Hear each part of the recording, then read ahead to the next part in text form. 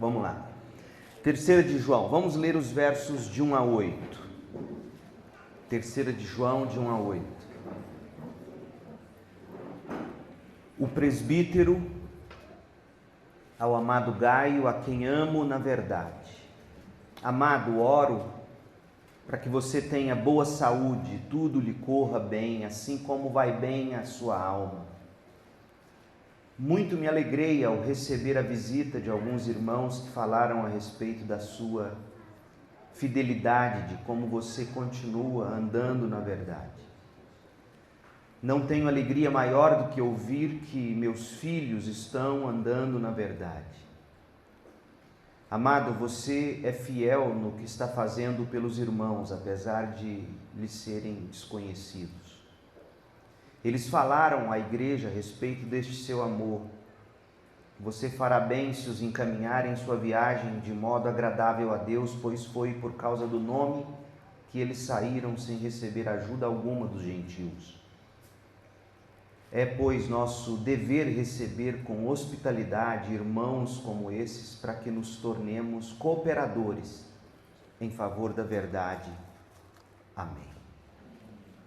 O cristão completo é a forma como eu defino este homem chamado Gaio. Gente, é impressionante, mas a cada dia tem sido mais difícil encontrar pessoas de boa reputação. Não sei se você tem tido a mesma impressão que eu, pois se não tem, eu gostaria de saber qual canal de TV você tem assistido, qual tipo de literatura você tem lido, que tipo de aplicativo você tem usado, porque eu olho para o cenário político e a gente vê corrupção, não sabemos em quem votar, não sabemos em quem confiar. A gente olha para o cenário religioso e não é diferente. Pastores que tiveram uma vida antes do ministério pastoral toda torta, mesmo já sendo crentes, convertem-se e se entendem chamados por Deus, quando a Bíblia diz que ele tem que ser de boa reputação para os de dentro, para os de fora. Homens envolvidos com homossexualidade, charlatanismo, pedofilia. Homens de caráter tem sido cada vez mais difícil. Você vai para os esportes e você fica com a dúvida em quem que eu vou confiar, até porque a delegação, por exemplo, da Rússia inteira foi impedida de vir para as Olimpíadas por causa de doping, uma verdadeira máfia, fazendo com que aqueles atletas ganhassem todas as provas em todas as categorias, mas tudo fruto de drogas que os fizeram mais velozes e capazes. A imprensa, a gente olha para a imprensa, a distorção que existe da mídia, as interpretações erradas que eles fazem da história, as interpretações equivocadas que eles fazem sobre todas as coisas. A mídia tem sido cada vez mais fundamentalista e tirana. Isso é um fato. As decepções que a gente tem com as pessoas, decepções pessoais, decepções com amigos, decepções com irmãos de fé. O fato é que a cada dia a gente encontra mais um motivo para a gente não confiar nas pessoas. E em não confiando nelas, mais um motivo para não termos comunhão como se tem, por exemplo, na igreja. Nós temos vivido dias difíceis e o mundo precisa desesperadamente de pessoas de caráter e de boa reputação. A boa reputação é o maior tesouro que alguém pode ter, especialmente o crente.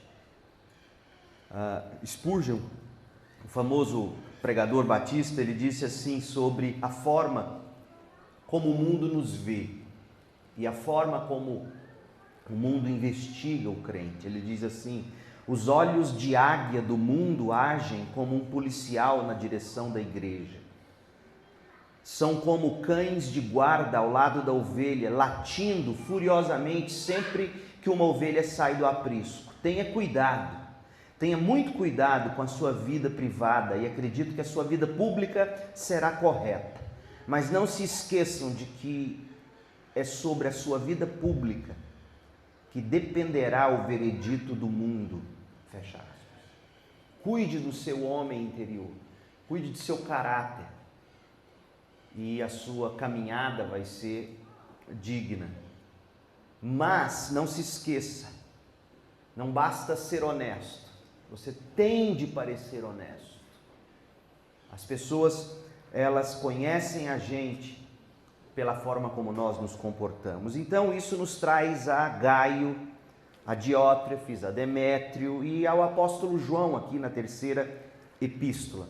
Agora, nesse primeiro momento, eu quero que você e eu veja comigo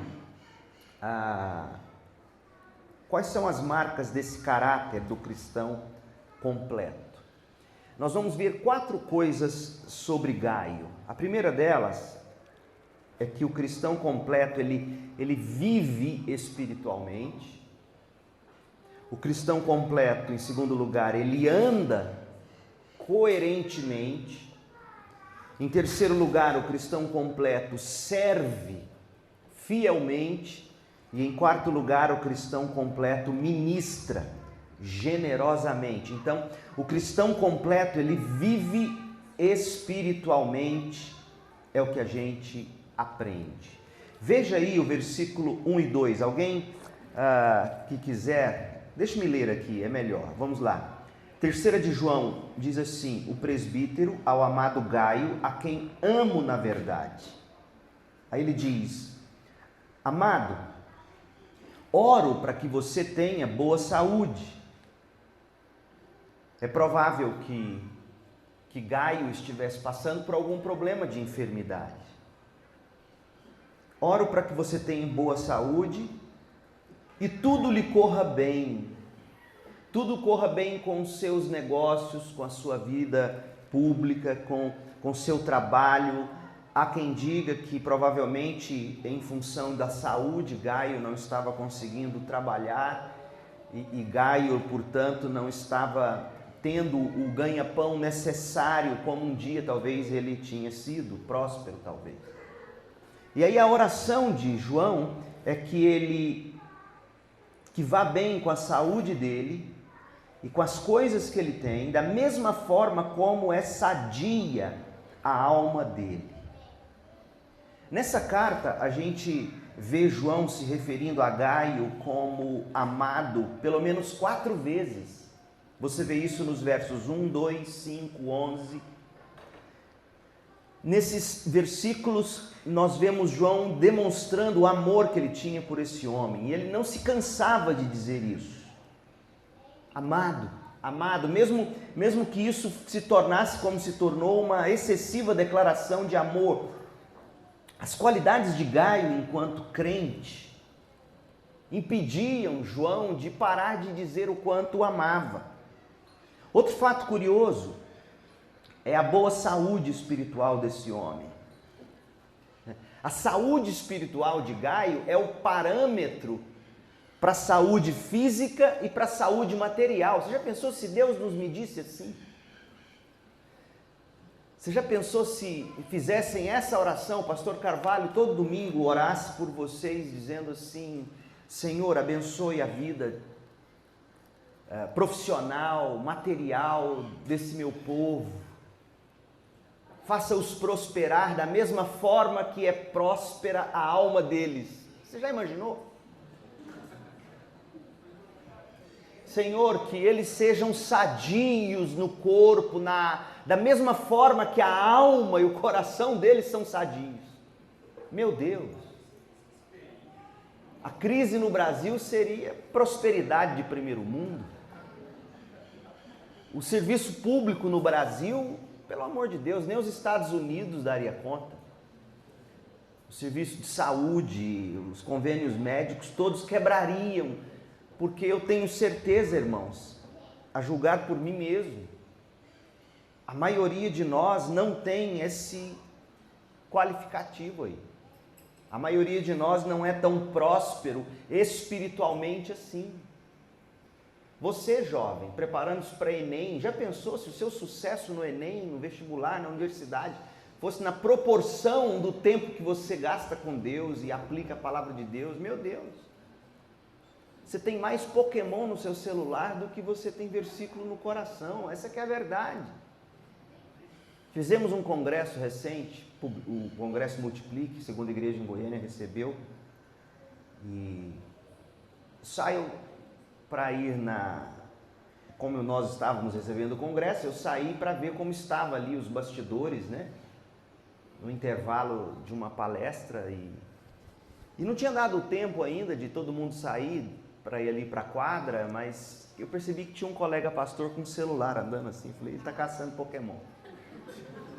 E foi batata. Cheguei do lado dele, pastor, peguei 3 aqui dentro. Mas quase que eu peguei ele e fiz dele meu Pokémon.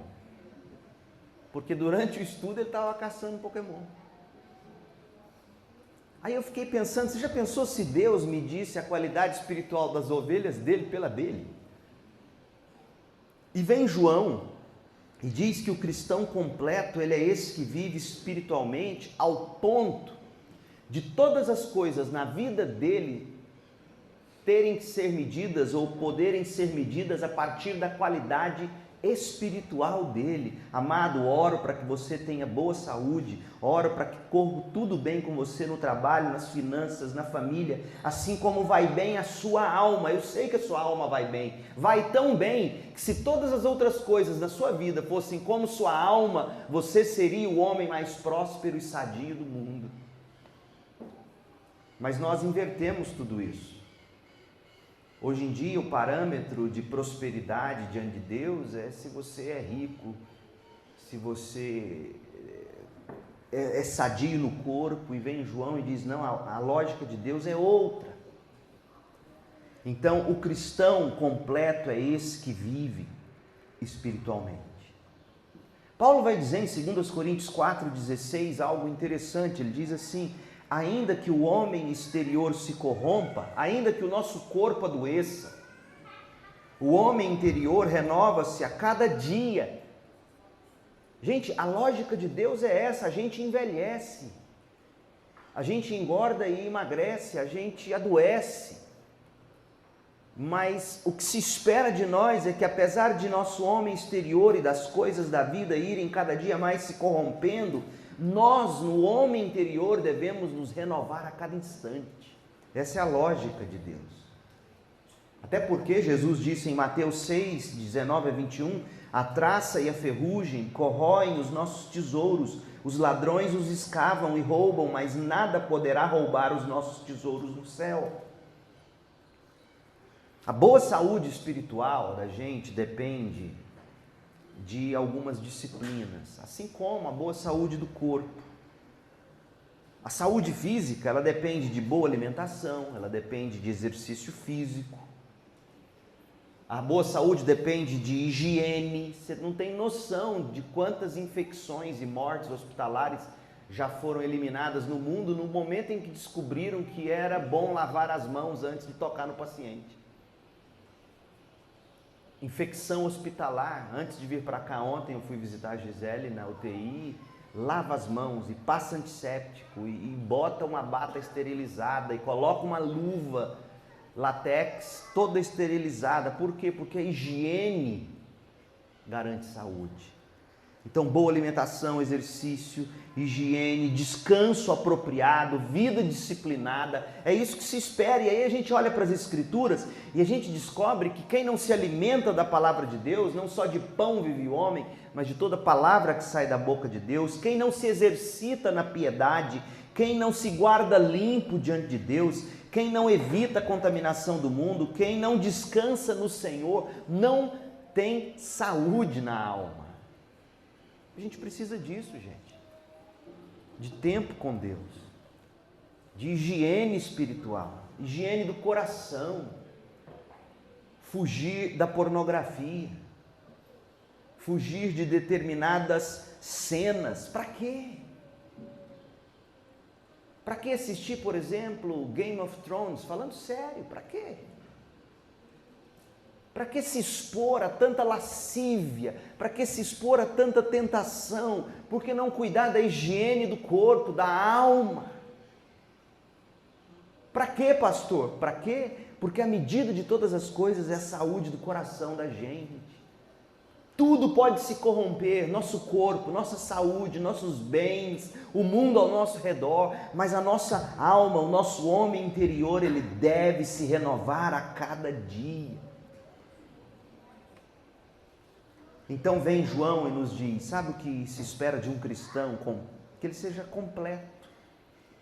E um cristão, para ser completo, em primeiro lugar, ele precisa viver espiritualmente. Em segundo lugar, o cristão, para ser completo, ele tem que andar de forma coerente. Viver espiritualmente e andar coerentemente. Viver espiritualmente está intimamente relacionado com o nosso andar. As outras pessoas, diz os versículos 3 e 4 aqui de 3 de João, as outras pessoas davam bom testemunho do caminhar de Gaio.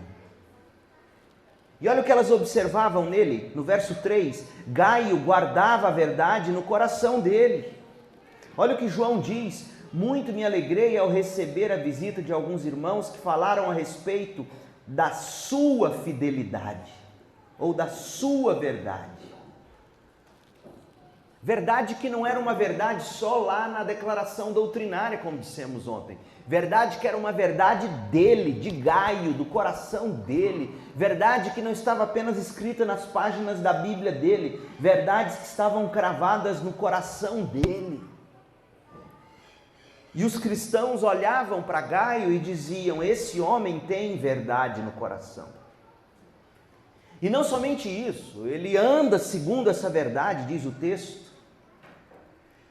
E os outros davam testemunho, verso 4, não tenho alegria maior do que ouvir que meus filhos, e dentre os meus filhos está você, Gaio, não me dá maior alegria saber que vocês estão andando na verdade. É provável que crentes que conheciam Gaio, que era da igreja, tinham ido aonde João estava. E aonde João estava quando ele escreveu o 3 de João, é provável que João estivesse na cidade de Éfeso, pois foi lá que ele morreu. E lá em Éfeso, diante da igreja de Éfeso, os crentes que conheciam Gaio deram um bom testemunho diante daquela igreja, dizendo desse homem que era espiritual e que andava de forma coerente. Gente, numa geração marcada pela plasticidade, pela pirataria, Gaio nos ensina que o cristão ele tem que andar de forma coerente. A verdade tem que ser verdade do coração dele. Ele lê, ele medita, ele se deleita, ele digere, ele tenta extrair da palavra todos os nutrientes dos quais ele precisa para sobreviver. E esse crente, então, em contrapartida, ele pratica, ele anda nessa verdade, como a gente ouve dizer que Gaio andava. E quando assim o crente procede, sabe o que acontece? Como nós lemos no verso 4, a gente gera alegria no coração das pessoas. Como é prazeroso ver alguém que anda na verdade. É ou não é verdade? Como é prazeroso identificar um homem de caráter. Quer uma prova? Nas Olimpíadas. Até em Jogos Olímpicos espera-se caráter de ser humano. O grande campeão de todos os tempos na natação, Michael Phelps. Não sei quantos acompanharam, mas ele se converteu. Ele estava na beira da depressão, ele estava pensando em suicídio em 2010. Sabe como ele se converteu? Ele se converteu lendo aquele livro do pastor Rick Warren, Uma Vida com Propósito. E de lá para cá, esse homem se tornou um exemplo. Conta-nos a história de que a primeira e única Olimpíada em que ele entrou com a caravana americana, porque ele nem nesse meio, sabe quando tem as aberturas de Jogos Olímpicos, as pessoas entram com suas caravanas, ele se furtava a isso, ele não se misturava com ninguém, ele era obcecado apenas com prêmio e com sucesso. Dessa vez a mudança foi tanta que ele não só entrou com a comitiva americana, mas quem viu pôde perceber, ele foi o porta-bandeiras dos americanos. Converteu-se, tornou-se um homem de caráter. E a mídia secular que tanto hostiliza o cristianismo e os valores cristãos, hoje enaltecem esse homem, comparando ele com aquele nadador americano também, que fingiu ter sido roubado no Rio, que fez um rolo lá no Rio de Janeiro. E aí Michael Phelps chega ontem nos Estados Unidos e escreve numa rede social assim, é muito bom estar em casa, mas o coração já está saudoso das belezas do Rio e do carinho como o povo do Rio de Janeiro me recebeu. Caráter. Um homem que agora anda na verdade, um homem que pratica a verdade. A gente fica alegre quando a gente vê pessoas assim. E por que a gente não busca encontrar alegria em se tornar pessoas assim? O cristão completo, ele vive espiritualmente, ele anda coerentemente. Em terceiro lugar, o cristão completo, ele serve de forma fiel. E nós vemos o serviço de Gaio nos versículos 5 e 6. Irmãos, existem inúmeras maneiras de nós servirmos a Deus. Inúmeras. Alguns na igreja servem na diretoria estatutária, no diaconato, com a equipe de cânticos. As pessoas servem como pastores, como líderes, as pessoas servem no departamento infantil. E como é fundamental e importante tal ministério. Só que a gente costuma imaginar que os melhores serviços são aqueles que estão em evidência.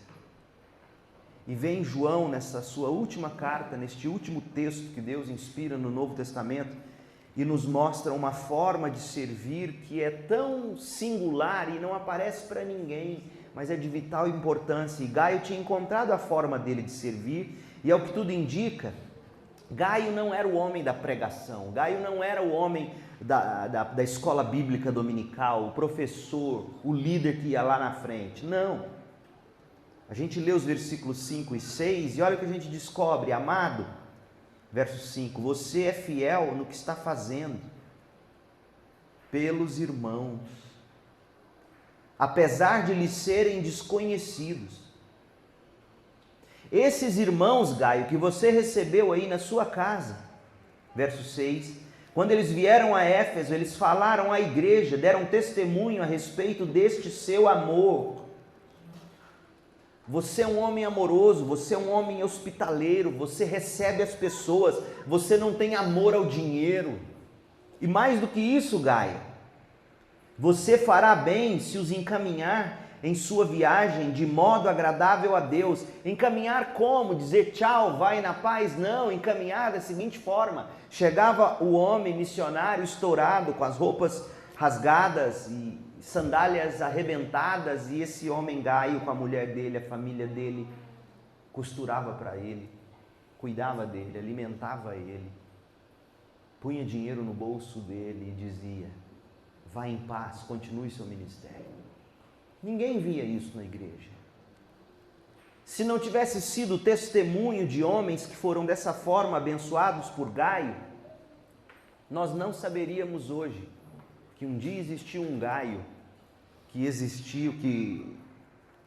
exerceu esse ministério. Então Gaio era esse homem que cumpria fielmente o seu ministério. Gaio, ele não media esforços para abençoar e para ajudar pessoas. O cristão completo, ele vive espiritualmente, ele anda de forma autêntica, ele serve de forma fiel, ele põe a mão no bolso, ele se desgasta, ele faz o melhor dele, gente. É isso que Gaio fazia. E a última qualidade dele, o cristão completo ministra de forma generosa. Olha o verso 7 e o verso 8. Pois foi por causa do nome de Jesus, que esses homens que você recebe, esses homens que Diótrefes tem feito de tudo para a igreja não receber, foi por causa do nome de Jesus que esses irmãos saíram, sem receber ajuda alguma dos gentios, sem receber ajuda alguma dos que são do mundo. E é, pois, nosso dever receber com hospitalidade irmãos como esses, para que nos tornemos cooperadores em favor da verdade. Nós cooperamos com a verdade não só quando a gente defende verbalmente a verdade. Nós cooperamos com a verdade quando dizimamos fielmente. É disso que João está dizendo. Nós cooperamos com a verdade quando ofertamos fielmente, quando somos generosos com as pessoas, quando abençoamos homens e mulheres de fé. E Gaio era esse homem, ele era esse verdadeiro quebra-galho de Deus abençoando vidas. Então, o cristão completo, ele ministra generosamente e as pessoas testemunhavam disso. Você já imaginou o quanto nossas igrejas, o quanto a sua família, pense comigo, como seria a sua família se você e os seus fossem pessoas com vida espiritual? A gente fica vendo pessoas atravessando problemas no casamento e a gente fica tentando melhorar a comunicação deles, tentando ajeitar o contentamento deles, tentando cuidar aqui e ali, e vem Deus e nos mostra um Gaio e diz: sabe quando é que todas as outras coisas vão prosperar? Sabe quando a saúde vai voltar para o corpo, quando a saúde volta para o lar, quando a saúde volta para a igreja? Quando o coração, a vida espiritual deles forem sadias.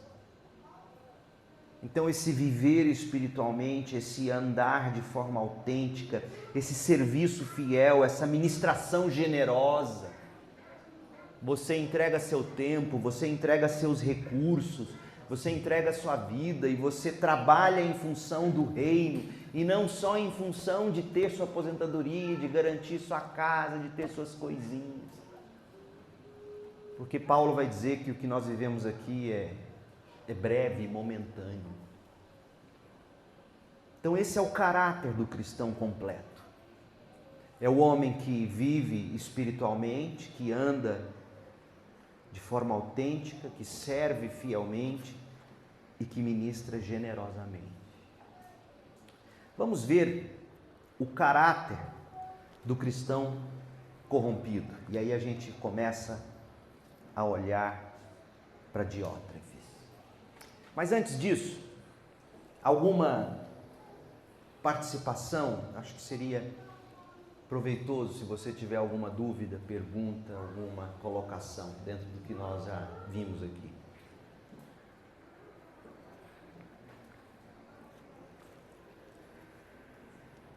Pastor, a sua palavra é muito pertinente pela seguinte forma.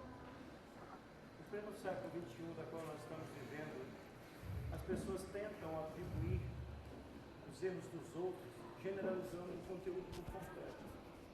Quando, na verdade, muitas das vezes nós somos omissos, pessoalmente, algo centrado na nossa vida, quanto à questão da generosidade. Às vezes nós queremos atribuir que eu não posso ceder, eu não posso fazer algo por alguém, porque nós não sabemos quem é mais de confiança e quem não é. Mas isso, pela a posição de Gaio Exatamente. não procurava julgar alguém que fosse bem ou que fosse mal, porque o bem estava nele. Quando nós formos falar de Demétrio, hoje à noite, a gente vai trabalhar um pouco isso, mas o que o irmão está dizendo é fato. Nós paramos de ajudar as pessoas porque a gente diz assim: hoje não dá mais para confiar em ninguém. Como é que eu sei que ele é honesto, ela é honesta? Naquele tempo também era assim. Quem te garantia que determinada pessoa que você recebia na sua casa era tudo aquilo, né? Outra coisa interessante é que a gente geralmente pensa que quem tem que ajudar os outros é quem tem mais dinheiro. É certo que a quem muito é dado, muito será cobrado. Mas a generosidade é algo que deve ser exercida por todo e qualquer crente. Paulo, quando orienta a igreja de Corinto sobre a forma de contribuir, ele diz: olha, que cada um veja o quanto pode dar. Agora, isso envolve quem ganha 10 milhões, quem ganha 10 mil, quem ganha 1.000. Quer dizer, quem ganha 10 milhões pode dar muito. Quem ganha 10 mil pode dar medianamente. E quem ganha 1.000 pode dar pouco, mas pode dar. E o que se espera de nós cristãos é isso. É esse tipo de cuidado, esse tipo. Outra coisa da nossa cultura, gente, da cultura brasileira, nós somos um povo acostumado a só receber, só ganhar, só tirar vantagem. Nós conhecemos um homem de muito dinheiro em São Paulo e a mulher dele uma vez virou para mim e disse assim: sabe por que ele vive pedindo desconto? É pelo prazer de ver o outro ceder. Eu falei: gente, não precisava. Podia pagar triplicado o produto. Mas é nosso isso. Pra você ter uma ideia, eu tenho um programa de computador chamado Logos, onde eu tenho os comentários, os livros que eu uso para estudar e preparar minhas mensagens. E saiu uma série de estudos que eu quis adquirir, e na época em que o dólar estava alto. E aí eu mandei um e-mail pedindo se era possível receber um desconto naquilo, que o dólar estava muito alto. E aí a pessoa devolveu. Se não me engano, a princípio eles me deram 40% de desconto no produto. Aí eu escrevi de volta, dizendo: não pode ser um pouco mais, porque ainda 40% estava alto. Aí a pessoa respondeu assim: querido, nós não fazemos barganha, eles usam uma expressão no inglês que seria algo mais ou menos assim: a gente não brinca com marketing, nós somos crentes. Se nós te estamos dando 40%, é porque é o que nós podemos dar. Agora, já que você não pode, então nós vamos te dar. Quase que eu falei: não, obrigado. Mas a nossa, ganhei a proposta. Agora, a nossa natureza, a nossa índole brasileira é essa. É de pichinchar até ganhar, mesmo que o outro perca. E ainda dá glória a Deus. E dá glória a Deus.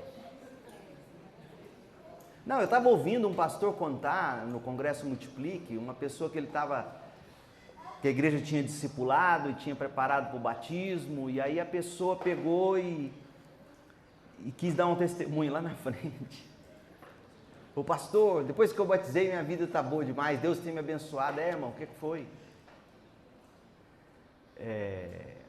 Eu fui comprar um produto e eu dei R$100, em vez da pessoa me devolver 40 de troco, me devolveu R$400, pastor.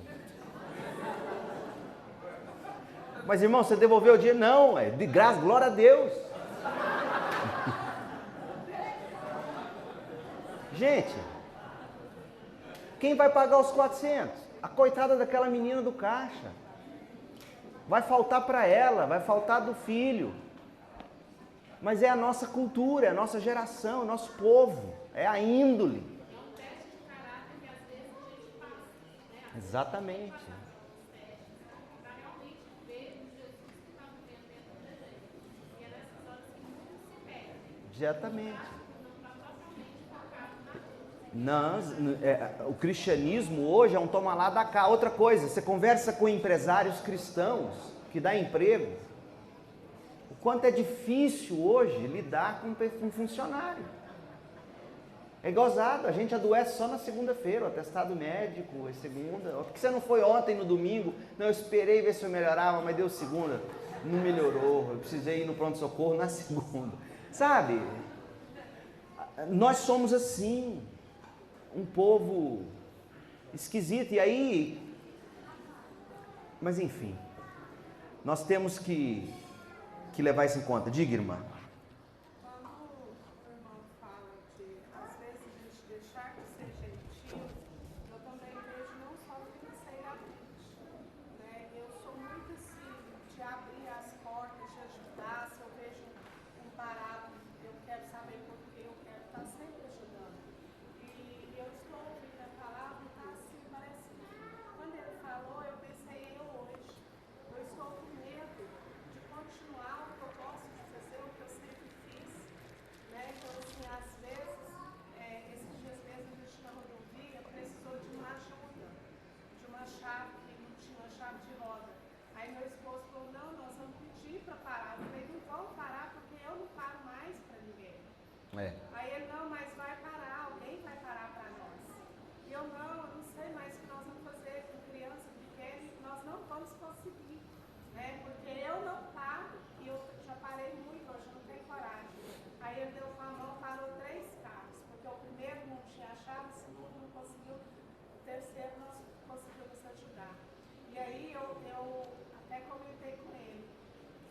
de hoje em diante eu vou voltar a parar. Eu vou voltar a ajudar quem está na rua, né? Que às vezes é coisa simples, que não é o dinheiro que a gente pode fazer. Só que aí eu falei, meu coração doeu, não posso, sabe? Então acaba que... Para ser generoso, requer de nós fé. Fé de que o dinheiro que eu vou investir, ajudando, dizimando, ofertando, abençoando, não vai me faltar. Fé de que ao parar para emprestar uma chave de roda, Deus vai me proteger. Não é fácil, eu sei, e eu não julgo você.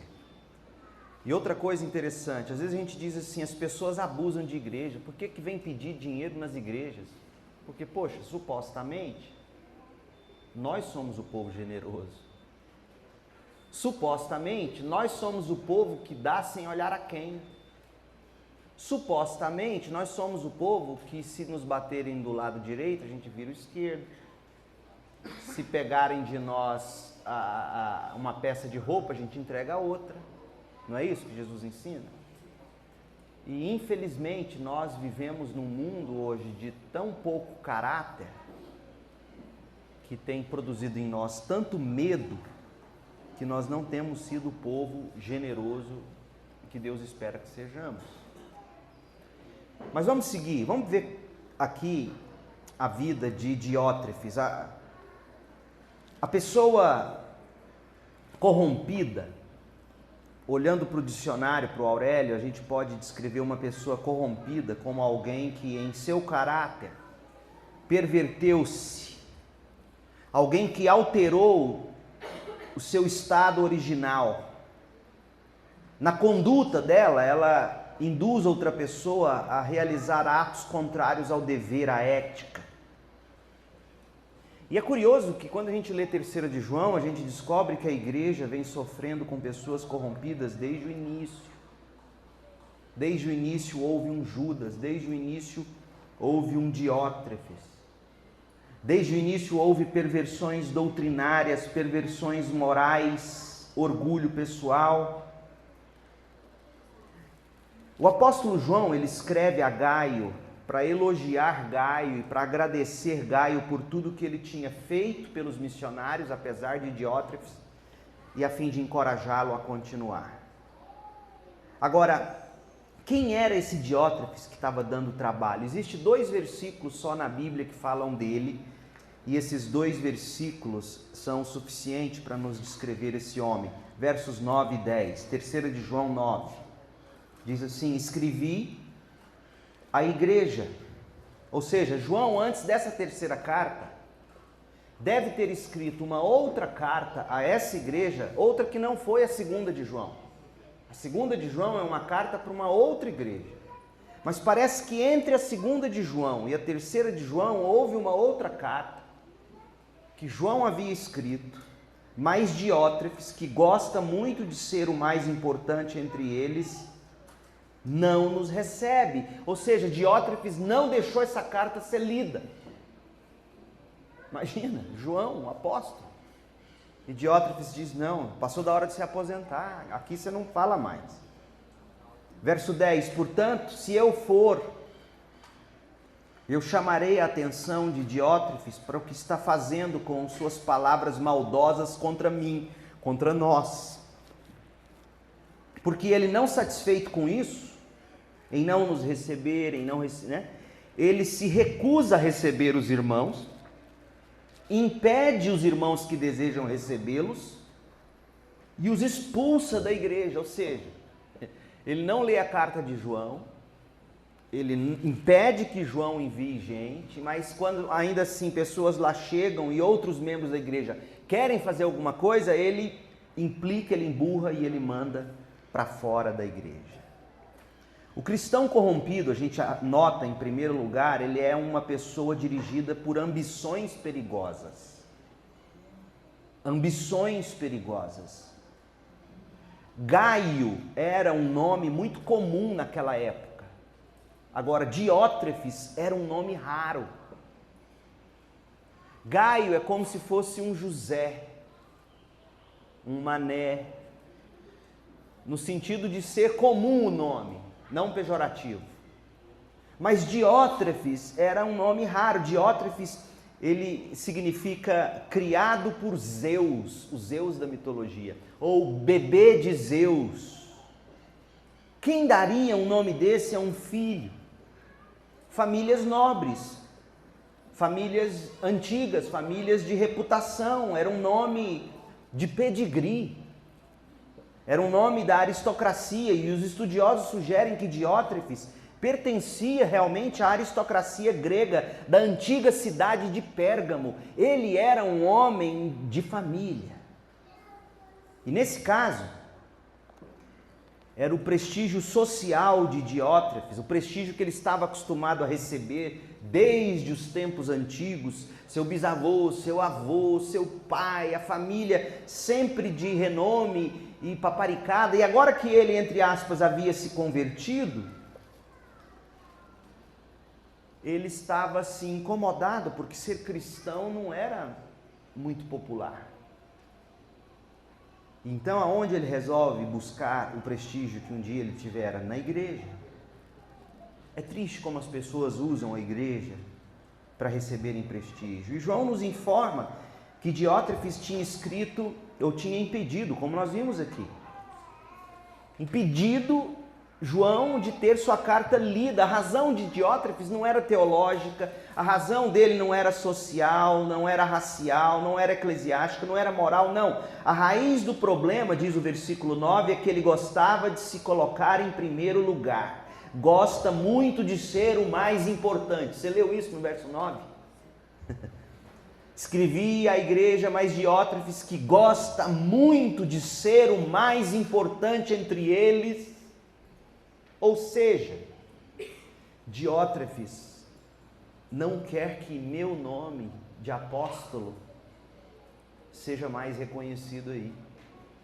Diótrefes não quer reconhecer tudo que eu fiz, tudo que os apóstolos fizeram. Diótrefes quer ser o único. Gente, essa carta do final do primeiro século, John Stott diz que estudiosos dizem que o episcopado estava começando a surgir. E Diótrefes, pasme você, a gente quer saber de onde começou os desvios doutrinários, de onde veio essa ideia de bispo, que veio caracterizar séculos depois o catolicismo. Começa a nascer aqui, já nos dias do último apóstolo ainda vivo. E qual é a motivação? A motivação é isso, é a primazia, é o primeiro lugar, é querer ser reconhecido. E a recomendação bíblica, a primazia na igreja é devida a Jesus Cristo, e Diótrefes não reconhece isso. A primazia tem que ser dele, o nome dele, a primazia não é Cristo. Não é como João Batista que disse, importa que Cristo cresça e eu diminua. E se para Cristo crescer, João tem que continuar sendo o homem de destaque, que João seja o homem, que eu seja o servo de João. Mas não era essa a mentalidade. O nosso lugar na igreja deve ser na área do serviço. O nosso lugar na igreja, irmãos, deve ser na cozinha. Nosso lugar na igreja deve ser nos lugares onde nós nos colocamos prontos, como Jesus, que veio para servir e não para ser servido. Mas esse Diótrefes, ele não quer servir. Ele quer reconhecimento. Ele não vai dividir a glória com João, ele não vai dividir a glória com ninguém. São dois os perigos mortais para qualquer membro de igreja, gente. O primeiro, 2 de João 9, é a arrogância intelectual. Alguém leia bem alto para nós, 2 de João, versículo 9. Leia aí, por favor.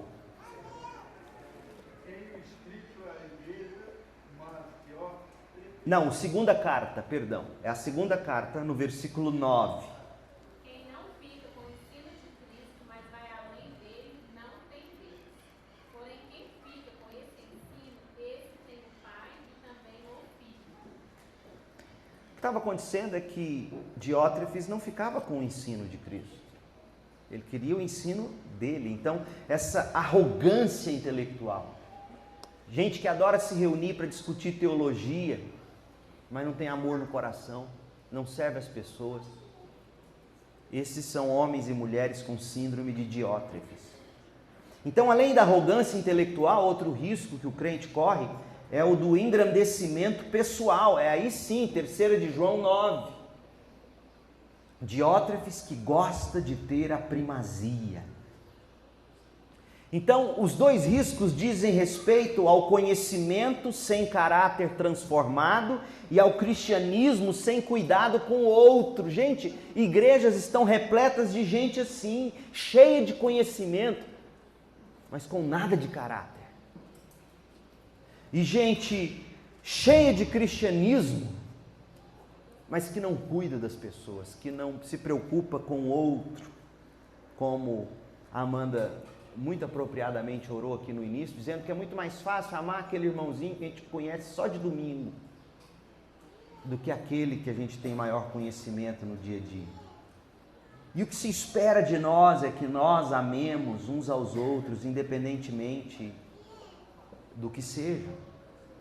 E que Deus, portanto, nos livre de sermos dirigidos por essa ambição perigosa. A segunda marca do cristão corrompido é que o cristão corrompido é dominado pela arrogância patente. Gente, sabe o que Diótrefes fez quando chegou a carta de João?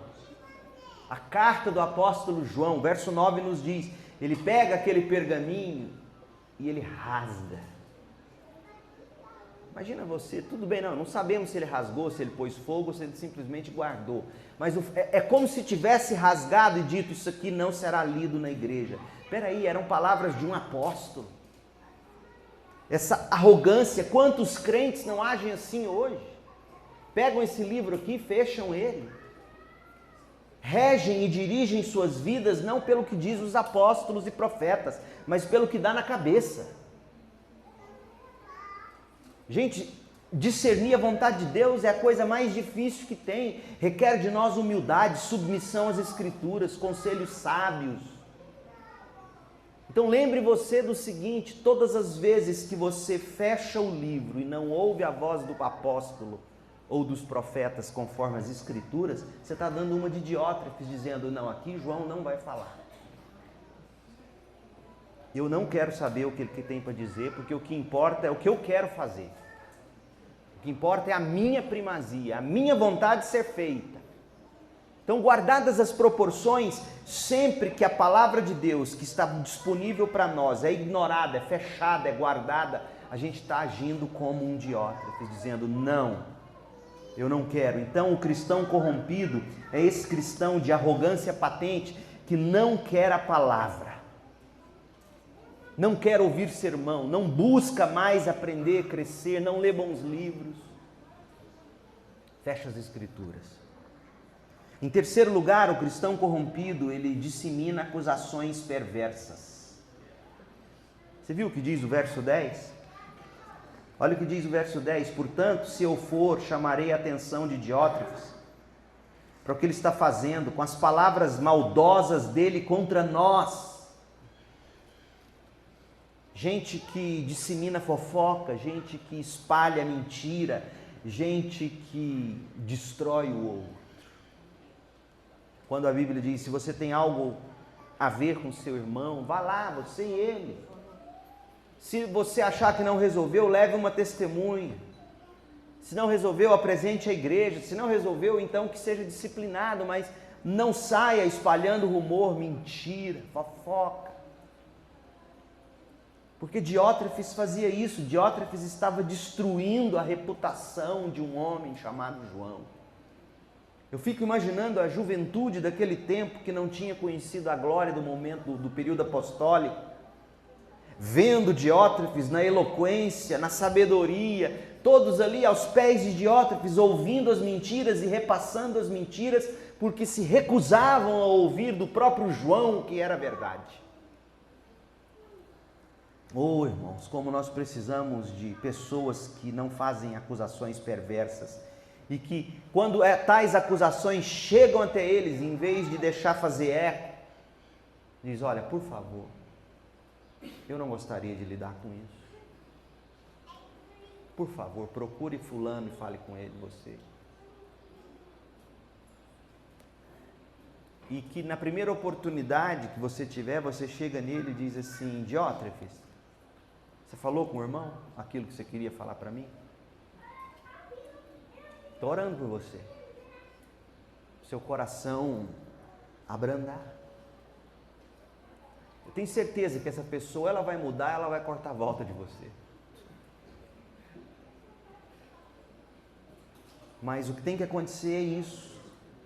Saúde. Chega dessa síndrome de Diótrefes, que não quer ouvir a palavra de Deus, que tem sua opinião formada, que quer ter primazia, que quer ter a última palavra, que quer saber de tudo e ser dono da verdade. E aí vem João e diz: chega.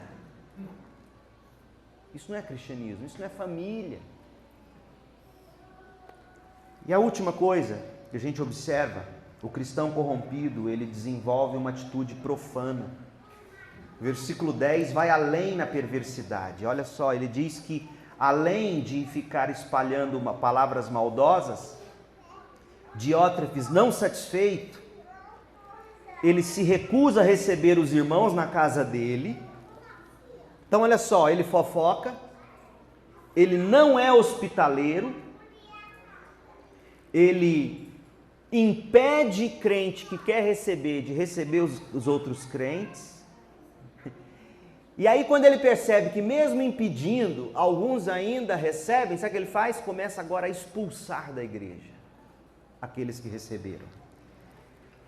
Então você perceba que o pecado da pessoa corrompida, ele cresce, ele fala mal, ele não faz o bem, ele tenta impedir o outro de fazer o bem, e quando aqueles que ele não conseguiu impedir fazem o bem, sabe o que ele faz? Ele maltrata quem fez o bem.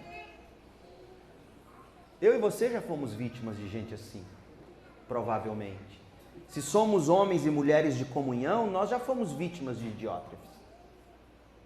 De pessoas que são maldosas no coração, pessoas que não fazem o bem, pessoas que se recusam, que tentam evitar que os outros façam, e quando eles sabem que você fez, acaba com você, vira a cara para você, posta no Facebook uma insinuação contra você,